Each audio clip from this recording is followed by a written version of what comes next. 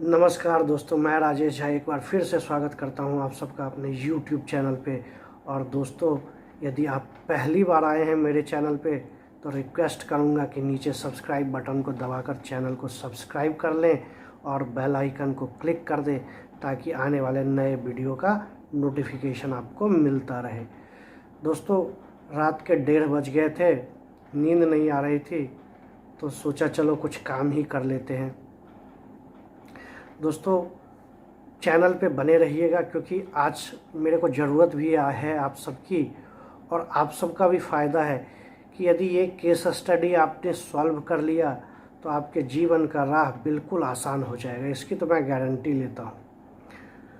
चलिए दोस्तों, आज का केस स्टडी जो है वो महिलाओं के ऊपर है, और जो महिलाओं को समझ गया वो समझिए पूरी दुनिया को समझ गया। तो है ये क्या केस स्टडी? दोस्तों, मान लेते हैं कि 2 गांव की 2 महिलाएं हैं, एक है सीता और एक है गीता। ठीक है, सीता का भी जो है 2 लड़का 2 लड़की, गीता का 3 लड़का 2 लड़की। अभी केस क्या होता है, सीता के बड़े लड़के से गीता के बड़े लड़की का शादी होता है।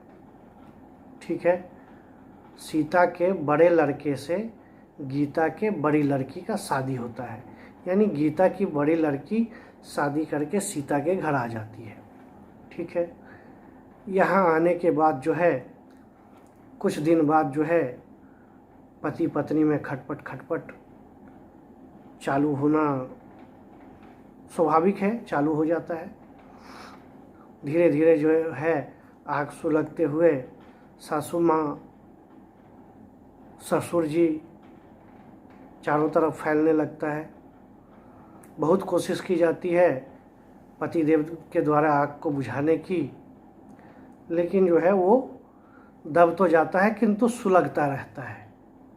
कोई बात नहीं, यहाँ तक तो ठीक है।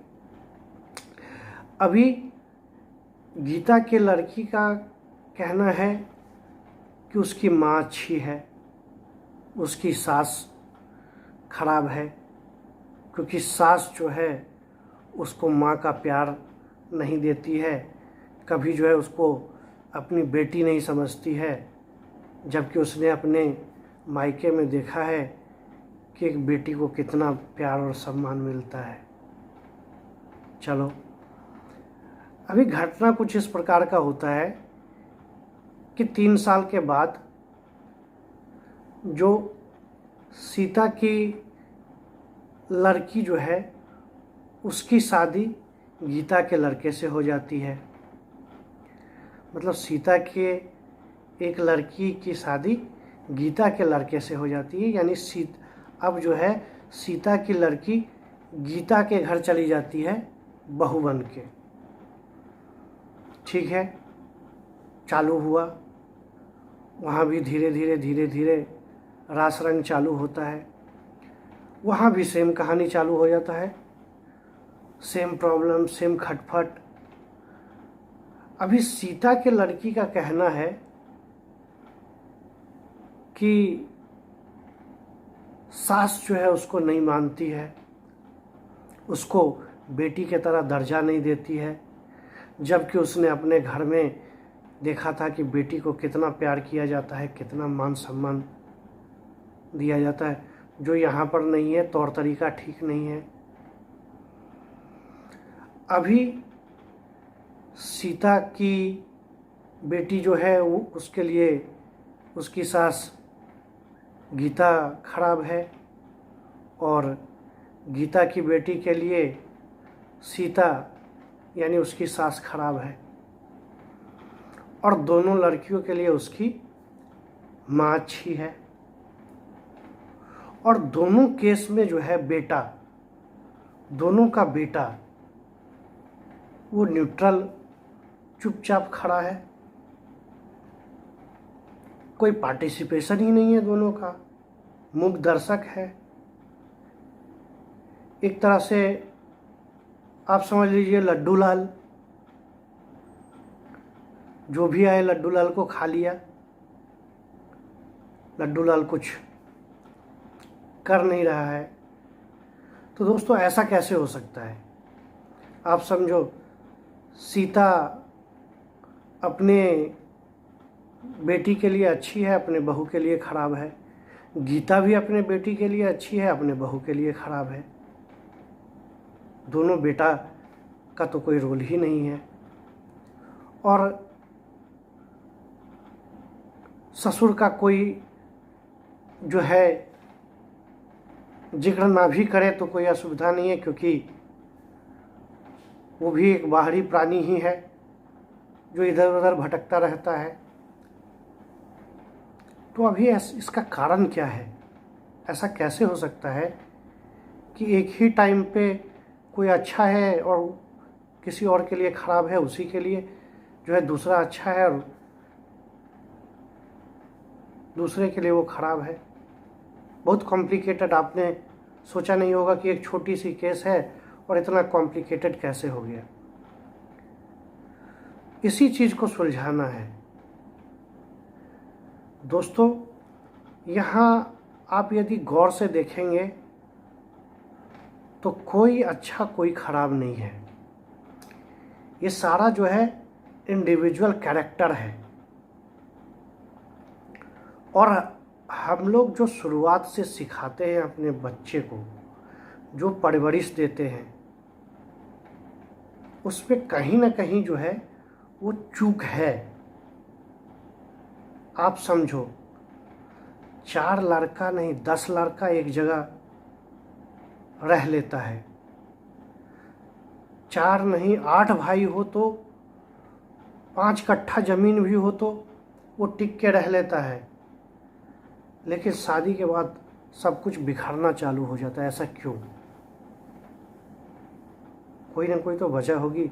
ज़मीन नहीं बढ़ा, कुछ भी नहीं बढ़ा, ऐसा कुछ भी घटना संघटना नहीं हुआ, किंतु धीरे धीरे धीरे धीरे ये अलगाव जो है वो चालू हो जाता है।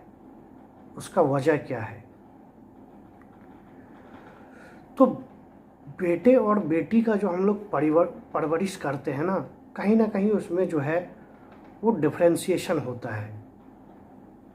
जो थॉट प्रोसेस वहाँ पर हम लोग डालते हैं ना कहीं वहाँ गलती है। ये समझने का दरकार है आज भी, और हमेशा से रहेगा जब तक इस चीज़ को अपने एक्सेप्ट नहीं करेंगे और समझेंगे नहीं। पूरी दुनिया खराब नहीं हो सकती है। तो फिर महिलाओं का महिलाओं से क्यों नहीं बनता है?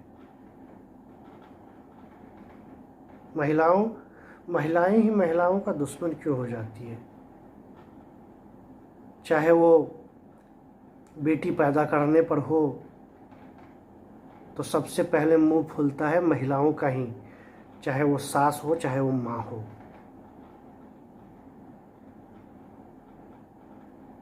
कि बेटा होता तो अच्छा होता। तो आप खुद एक बेटी हो, खुद एक लड़की हो, और आपको घर में एक लड़की के आने से ऐतराज़ है और दोष देते हो पुरुषों को। तो खामी कहाँ है ये आपको खुद सोचना पड़ेगा और उसका समाधान आपको खुद करना पड़ेगा।